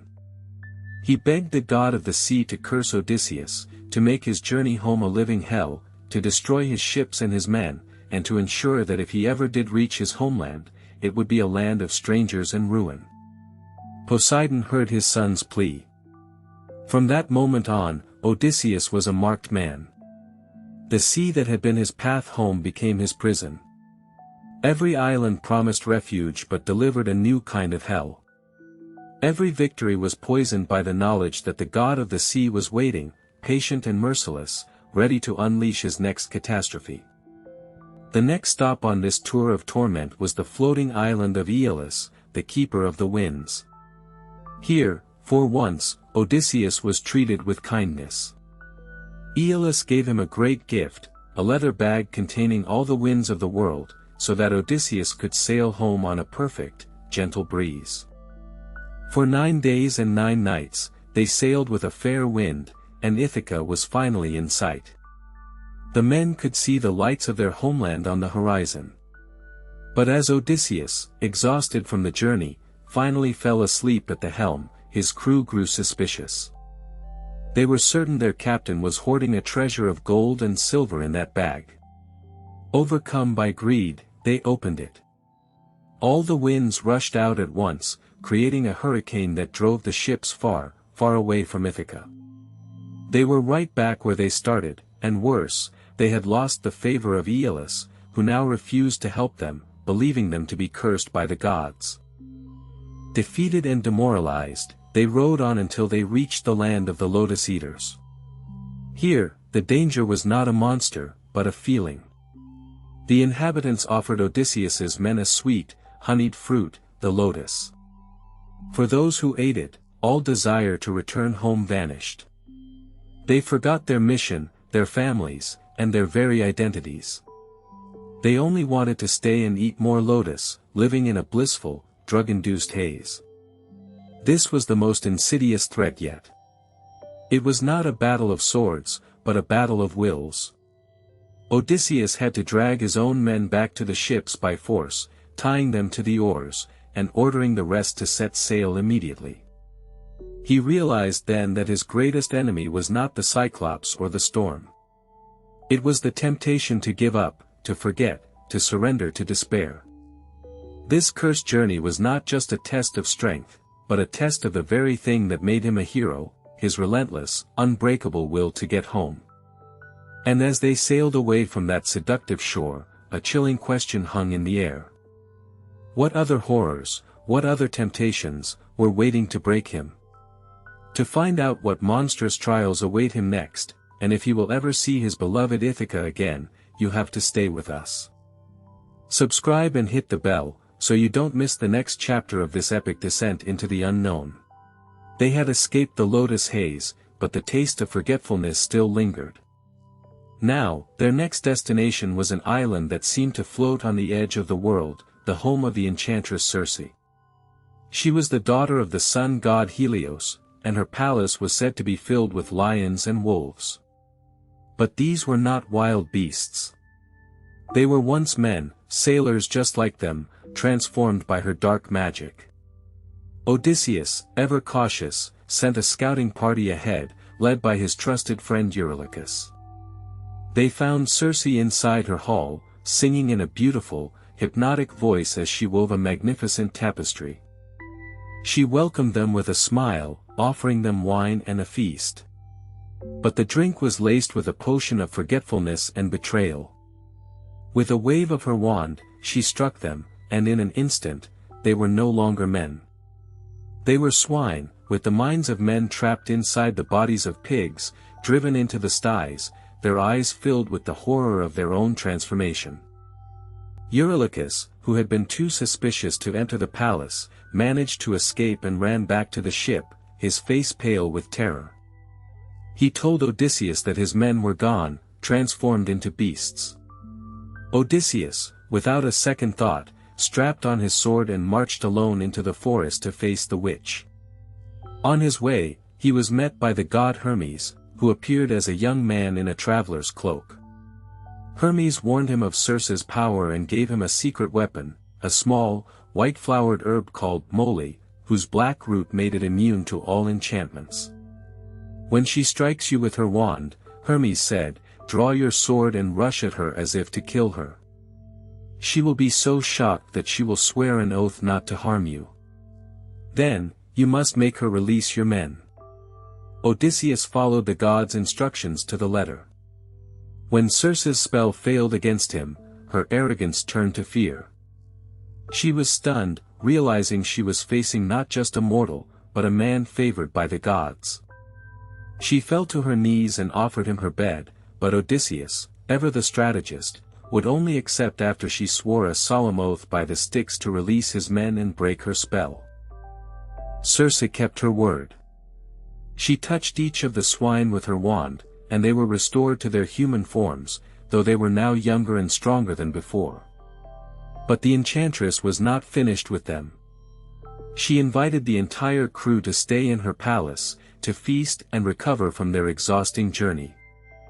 For an entire year, they lived in comfort and luxury, forgetting the passage of time. The men grew fat and lazy, their memories of Ithaca fading like a dream. It was only when his men finally begged him to leave, reminding him of their wives and children, that Odysseus snapped out of his stupor. He went to Circe and demanded that she fulfill her promise to send them home. She agreed, but her revelation was chilling. "You cannot return to Ithaca by a straight path," she said. "No man has ever sailed the route you must take. First, you must journey to the land of the dead, to the realm of Hades and Persephone. There, you must consult the spirit of the blind prophet Tiresias.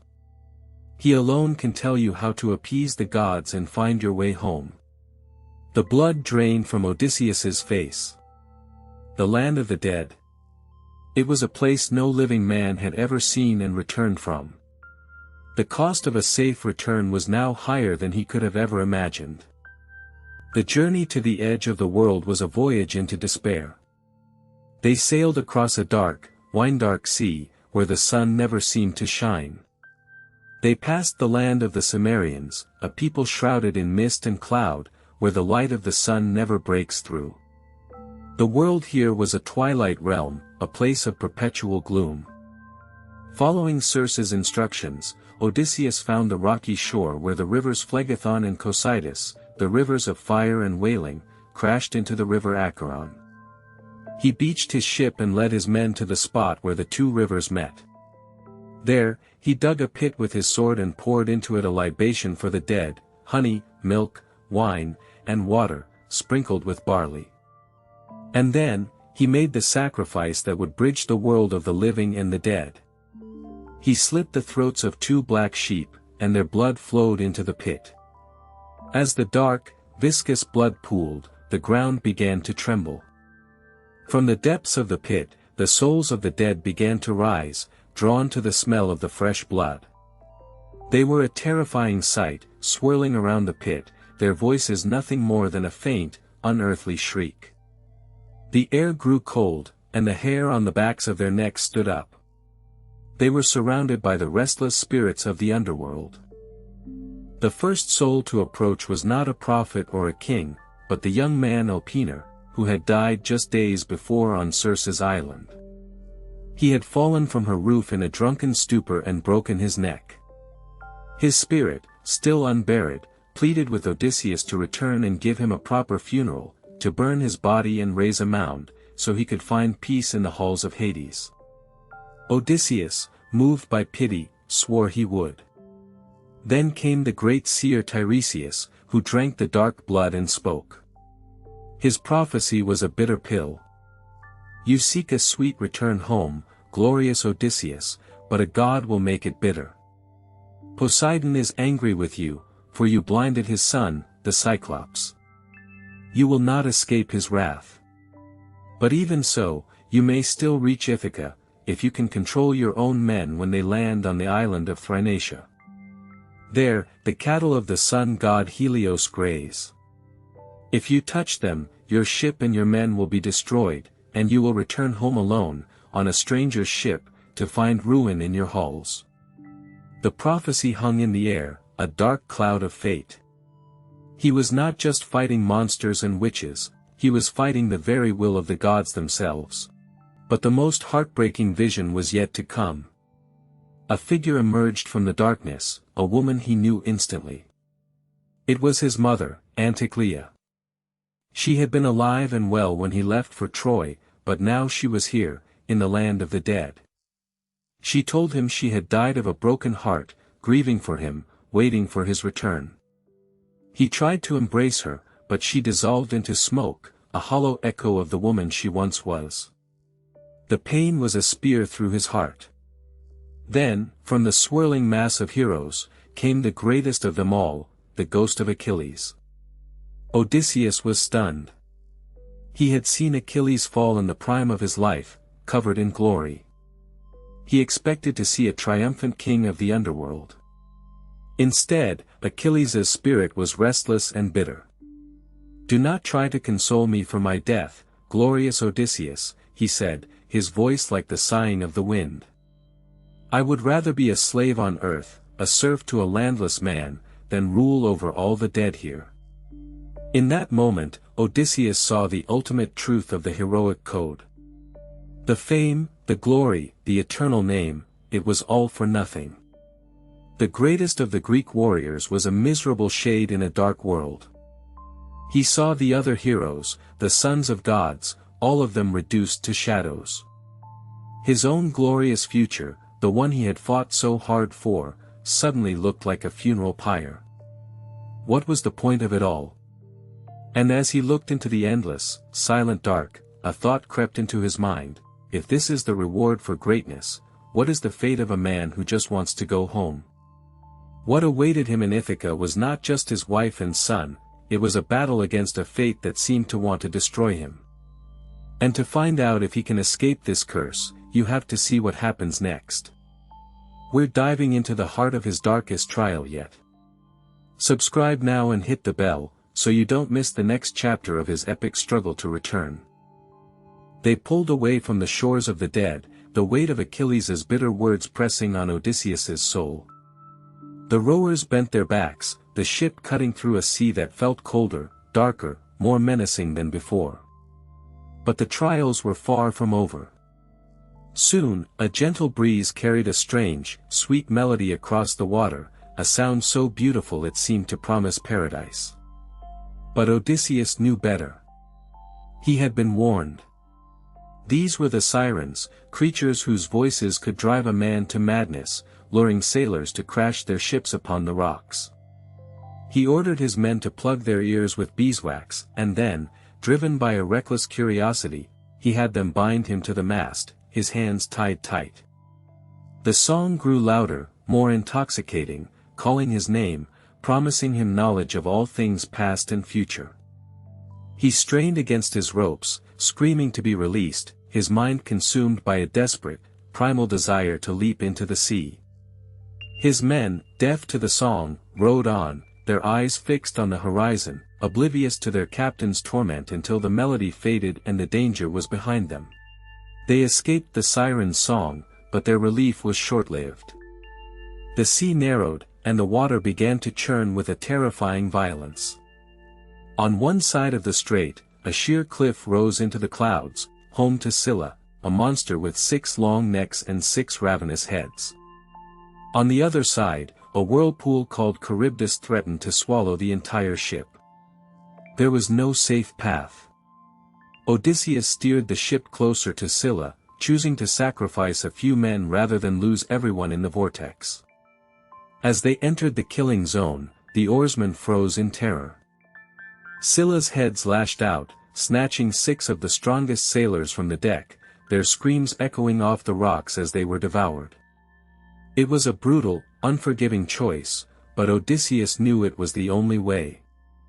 The ship emerged from the strait, battered and grieving, the men silent, haunted by the faces of their friends who were gone in an instant. The sea was calm now, but the horror of what they had just endured hung over them like a shroud. After the horrors of Scylla and Charybdis, the sea finally had mercy.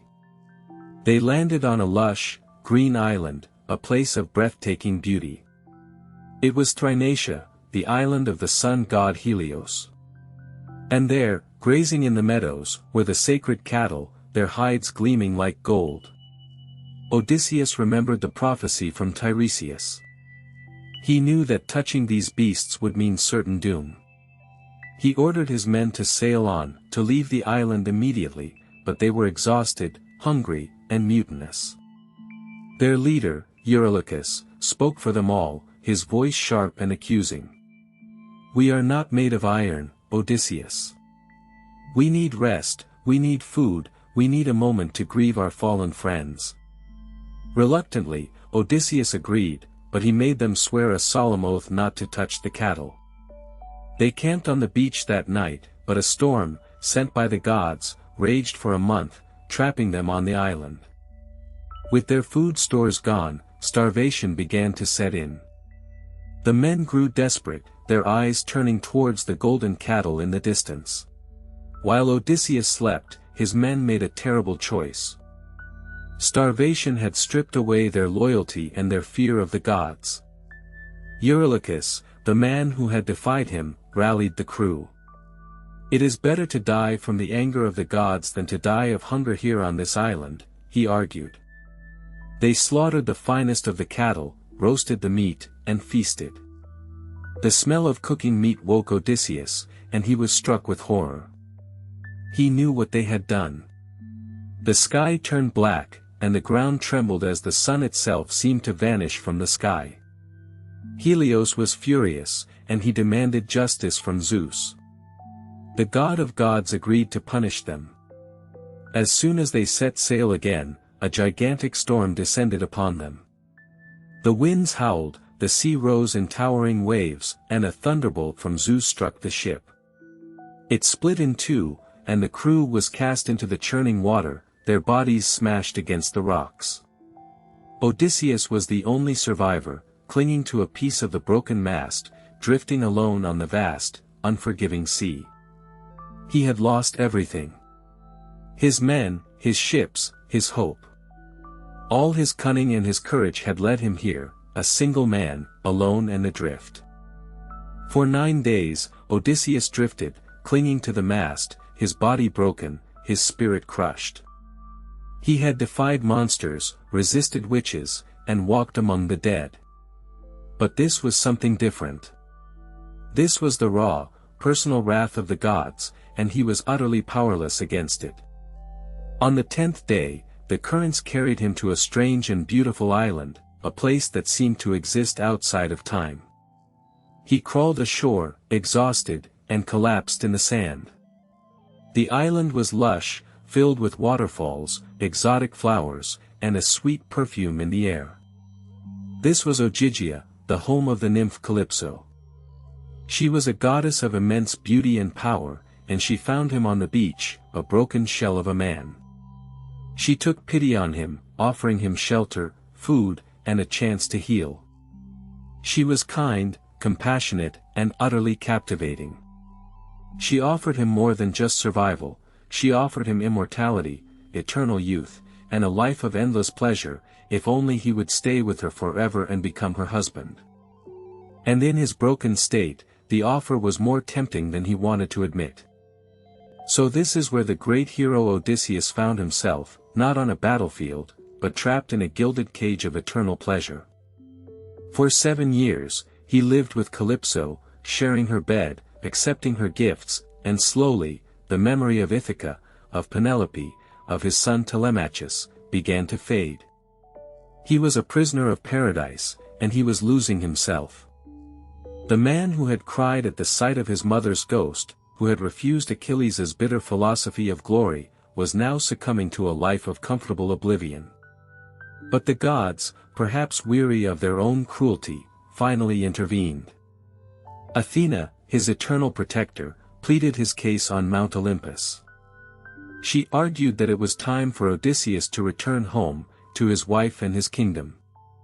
Zeus listened, and he sent his messenger, Hermes, to Ogygia to command Calypso to release him. She was furious, but she could not defy the king of the gods. She gave Odysseus the tools to build a raft, and with a heavy heart, he said goodbye to the goddess who had been his lover and his savior. As he sailed away from Ogygia, the identity he had almost lost began to return. He was Odysseus, the man of many wiles, the sacker of cities, and his journey was not over yet.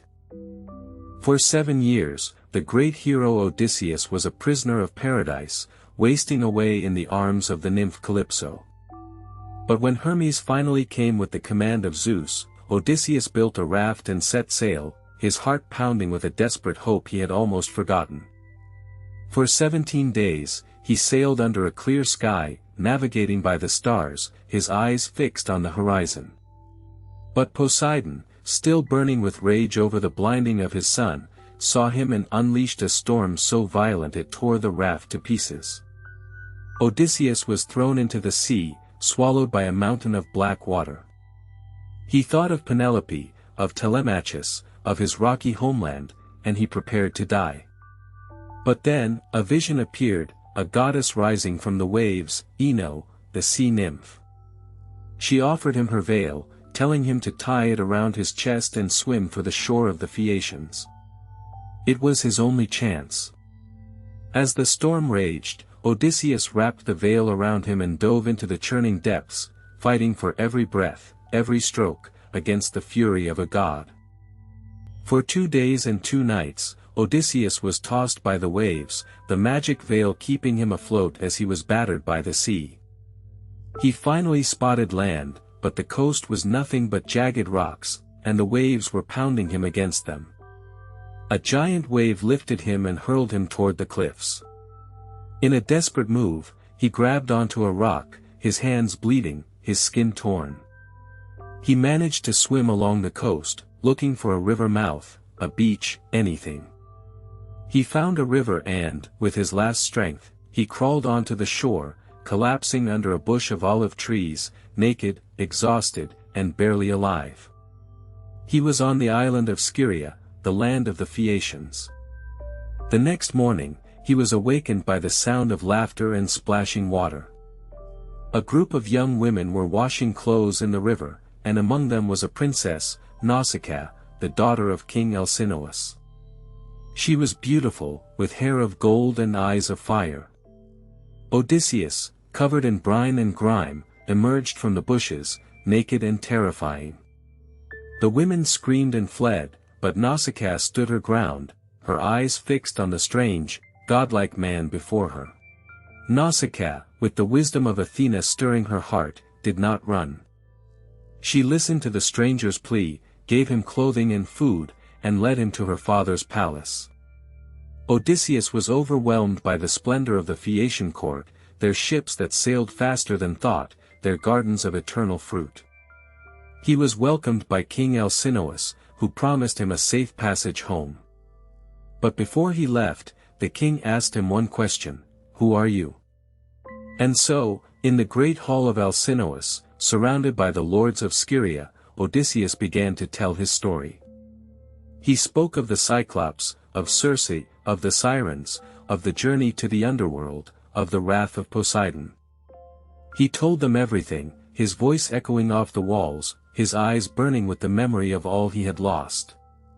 The Phaeacians were spellbound, their hearts moved by his suffering and his courage.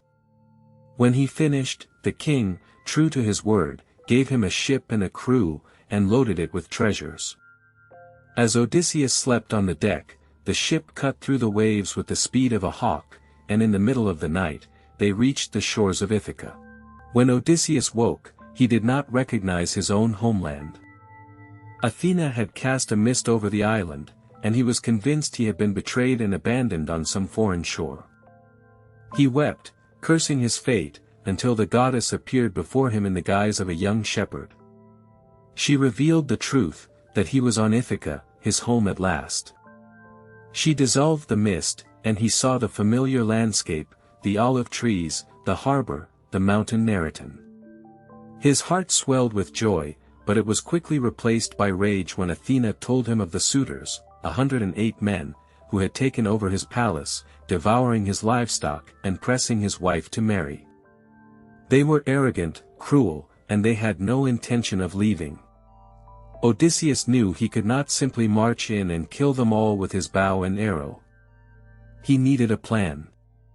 With Athena's help, he disguised himself as an old beggar, wrinkled and weak, and made his way to his own palace, a king reduced to a beggar in his own home, to see the insolence of his enemies with his own eyes. Inside the palace, the beggar was mocked and abused by the suitors. They threw stools at him, they ridiculed his rags, and they treated him with the contempt they had for anyone beneath them. But Odysseus endured it all, biding his time, studying their weaknesses. He saw his faithful dog, Argos, lying in a pile of dung, too old and neglected to even lift his head, but when he heard his master's voice, he mustered the strength to wag his tail and then died, a final act of loyalty. He saw his wife, Penelope, descend the stairs, her face veiled, her heart heavy with grief, and he felt a pang of longing so sharp it almost broke his disguise. She spoke to the suitors, testing them, telling them she would choose a husband, the one who could string Odysseus's great bow and shoot an arrow through 12 axe handles. It was a test she knew none of them could pass. The suitors tried and failed, their pride and sweat staining the great bow. And then, the old beggar stepped forward, and asked to try. The suitors laughed, a chorus of mockery, but Penelope, with a glimmer of hope in her eyes, allowed him to try. The beggar took the bow, and the hull fell silent. He examined it, running his fingers along the polished wood, feeling its familiar weight. He strung it with ease, his old beggar's hand suddenly strong and sure. He picked up an arrow, nocked it, and drew the string. The suitors watched, their laughter dying in their throats. He aimed, not at the axes, but at the first suitor, Antinous. The arrow flew, striking him in the throat, and he fell dead. A roar of confusion filled the hall. "Who is this man?" they shouted. But Odysseus, shedding his rags, stood before them in his full glory, his face radiant with fury. "I am Odysseus, son of Laertes, and I have come home to reclaim my life." And with that, the slaughter began. Arrow after arrow, then a spear, then his sword, he fought with the fury of a god, and the suitors fell like wheat before the scythe. When the last one lay dead, the hall was silent, covered in blood. He had won. He had taken back his kingdom, his wife, his life. But as he stood there, among the bodies of his enemies, he knew his journey was not over. The peace he had fought for was fragile, and the blood he had spilled would be avenged. The families of the suitors were gathering, and a new war was about to begin. But that, my friends, is a story for another day. Now, tell me, what if the next chapter of this epic is not about revenge, but about a new enemy, one that rises from the shadows of his own kingdom? If you want to see how the final battle for Ithaca unfolds, subscribe now and hit the bell, because the next part will reveal the secret that could destroy everything Odysseus has fought for.